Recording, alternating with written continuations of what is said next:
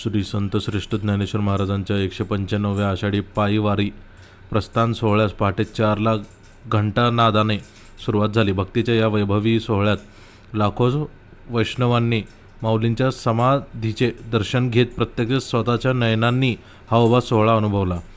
सायंकाळी 6:15च्या सुमारास माऊलींच्या पालखीने प्रस्थान ठेवले.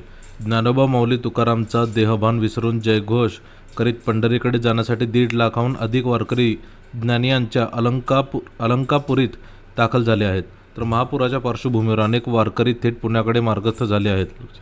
प्रस्थान सोहळ्यास बुधवारी दिनांक 8 रोजी पहाटे 4ला घंटानादाने सुरुवात झाल्यानंतर श्रींना पवमान अभिषेक, पंचामृत पूजा व दुधारती करण्यात आली. त्यानंतर नित्यनियमाप्रमाणे भावकांच्या पूजा व दर्शनासाठी मंदिरे खुले करण्यात आले होते.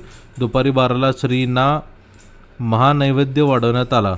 त्यानंतर भाविकांचे दर्शन बंद करून मंदिर परिसर पाण्याने स्वच्छ करण्यात आला. दुपारी 2:30च्या सुमारास मानाच्या 1 ते 47 दिंडेतील प्रत्येकी 50 वारकऱ्यांना मुख्य महाद्वारातून मंदिरात घेण्यास सुरुवात करून प्रस्थान सोहळ्याच्या मुख्य कार्यक्रमाला सुरुवात करण्यात आली. त्यानंतर 4:15ला माऊलींच्या दोन्ही मनाच्या अश्वांनी मंदिरात प्रवेश केला. सायंकाळी 5:15ला संत ज्ञानेश्वर महाराज संस्थान व हैबत बाबा यांच्यातर्फे श्रींची आरती केल्यानंतर वीणा मंडपात मानकऱ्यांना नारळ प्रसाद देऊन सजवलेल्या पालखीत माऊलींच्या पादुका विराजमान करण्यात आल्या. तदनंतर ग्रामस्थ व मानकऱ्यांच्या खांद्यावरून संजीवनी समाधी मंदिर प्रदक्षिणा झाल्यानंतर सायंकाळी 6:30च्या सुमारास पालखीने महाद्वारातून प्रस्थान ठेवले.